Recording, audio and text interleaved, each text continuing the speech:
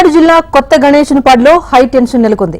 నిన్న జరిగిన ఘర్షణలో గాయపడిన వారిని పరామర్శించడానికి వెళ్లిన ఎమ్మెల్యే కాసు అనిల్ కుమార్ కాన్వాయ్ను టీడీపీ కార్యకర్తలు అడ్డుకున్నారు.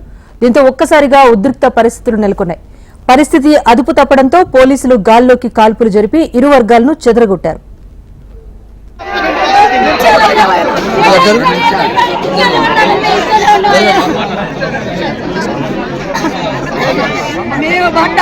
రాత్రి అనుకోలేదండి.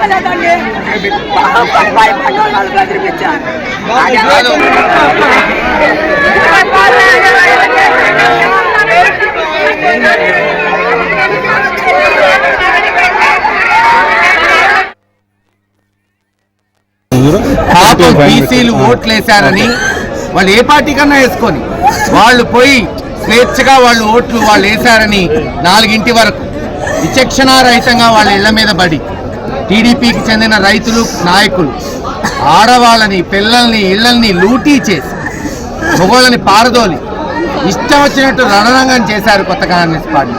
నేను 100 సార్లు చెప్పా ఎస్పీకి, ఇక్కడ నువ్వు స్పెషల్ ప్రొటెక్షన్ ఫోర్స్ పెడితేనే నీకు కంట్రోల్ అవుతుంది అని. ఎందుకు పెట్టలేదో ఎస్పీ జవాబు చెప్పాలి. దీని మీద ఎలక్షన్ కమిషన్ ఎంక్వైరీ చేయాలి. ఎందుకు పెట్టలేదు? లెటర్లు ఇచ్చాం, 100 సార్లు చెప్పాం ఎస్పీకి. ఎస్పీ వెంటనే విజిట్ చేస్తాడా చేయడా అతనికే వదిలేస్తున్నా. ఖచ్చితంగా విజిట్ చేయాలి, న్యాయం చేయాలి. ఎవరైతే ఇళ్ల మీదకి పోయి దాడి చేశారో దాంట్లో ఆడవాళ్ళు ఉన్నారు, ఊరు బయట వాళ్ళు ఉన్నారు, వాళ్ళ పేర్లు ఇస్తారు. నిజంగా ఎవరైతే దాడిలో ఉన్నారో వాళ్ళ పేర్లు ఇస్తారు.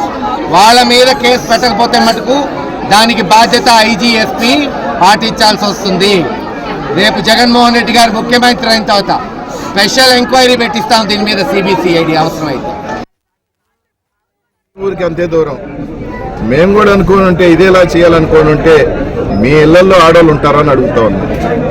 మీ ఇళ్లలో పసిపిల్లలు ఉంటారా?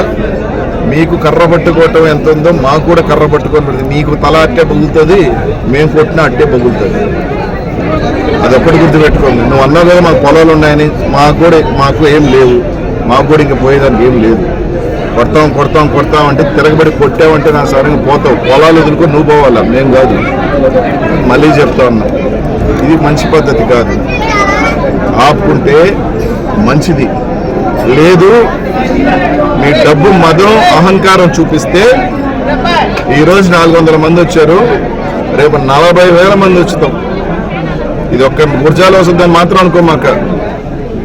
మేము కూడా మాకు ఎరపతనేని 50 మంది 100 మందిని ఒక ఎరపతనేని గుర్జాల్లో తీసుకురాగలిగితే మేము పల్నాడులంతా తీసుకురాగలుగుతాం. ఇంకో జిల్లా నుంచి కూడా తీసుకొచ్చే శక్తి మాకుంది. నువ్వు కులం అనేది మాట్లాడటం మొదలు పెట్టావంటే యాదవులు ఉండకూడదు, ఇంకోటి మాట్లాడుతావంటే అదే భాషలో నీకు కూడా ఉంటుందని చెప్పి తెలియజేస్తాను. కరెక్ట్ కాదు.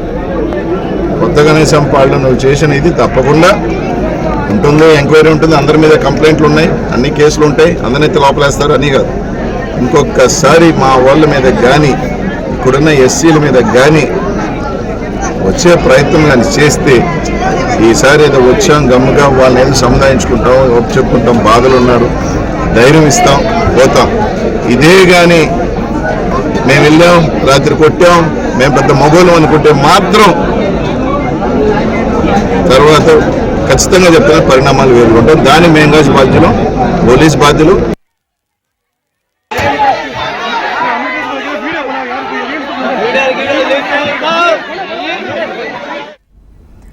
పల్నాడు జిల్లా కొత్త గణేశునిపాడులో హై టెన్షన్ నెలకొంది.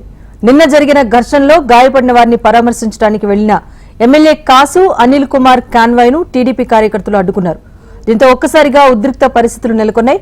పరిస్థితి అదుపు తప్పడంతో పోలీసులు గాల్లోకి కాల్పులు జరిపి ఇరు వర్గాలను చెదరగొట్టారు. ప్రస్తుతం అక్కడి పరిస్థితిపై మరింత సమాచారాన్ని మా ప్రతినిధి నరసింహ అందిస్తారు. నరసింహ, చెప్పండి, పల్నాడులోని కొత్త గణేశునిపాడులో ప్రస్తుతం పరిస్థితి ఎలా ఉంది? పల్నాడు జిల్లాలో కొన్ని చోట్ల ఇంకా ఉద్రిక్తలు కొనసాగుతున్నాయి. ఇందులో భాగంగా మనం చెప్పుకుంటే కూడా పిడుగురాళ్ల మండలం కొత్త గణేశునిపాడులో ఈరోజు ఉద్రిక్తలు చోటు చేసుకున్నాయి. ఇందులో భాగంగా మనం చెప్పుకుంటే కూడా గత రాత్రి ఎవరైతే ఉన్నారో టీడీపీ వాళ్ళు వైసీపీ కార్యకర్తలు కానీ వైసీపీ నేతలపై ఇళ్లపై దాడులు చేశారని చెప్పేసి, దాంతో పాటు వాళ్ళ ఎవరైతే ఉన్నారో వాళ్ళపైన దాడులు జరిగినాయి. దీంతో కొంతమంది మహిళలు వీళ్ళు వచ్చి గుడి ప్రాంతంలో తలదాచున్నారని చెప్పేసి వాళ్ళు ఇళ్లలో కూడా రానివ్వట్లని చెప్పి కూడా వైసీపీ నాయకులు ఎవరైతే ఉన్నారో వైసీపీ ఎమ్మెల్యే అభ్యర్థిగా ఉన్నటువంటి కాసు మహేష్ రెడ్డి కానీ ఎంపీ అభ్యర్థి అనిల్ కుమార్ యాదవ్ కూడా సమాచారం అందించారు. దీంతో ఆ గ్రామం ఏదైతే ఉందో కొత్త గణేష్పాడు గ్రామాన్ని సందర్శించాలి, వైసీపీ కార్యకర్తలు ఎవరైతే ఉన్నారో దాడులు చేశారో వారిని పరామర్శించాలని చెప్పేసి ఎంపీ ఎమ్మెల్యే అభ్యర్థులు కూడా ఇద్దరు కూడా ఆ కొత్త గణేష్పాడు గ్రామానికి రావడం జరిగింది. అక్కడికి వచ్చిన తర్వాత ఎవరైతే ఉన్నారో వైసీపీ చెందినటువంటి జెంట్స్ కానీ మహిళలు కానీ వారిని కొత్త గణేష్పాడులోని వాళ్ళ ఇళ్లకు తీసుకెళ్లేందుకు ప్రయత్నం చేశారు. దాంతో ఉద్రిక్త చోటు చేసుకుంది.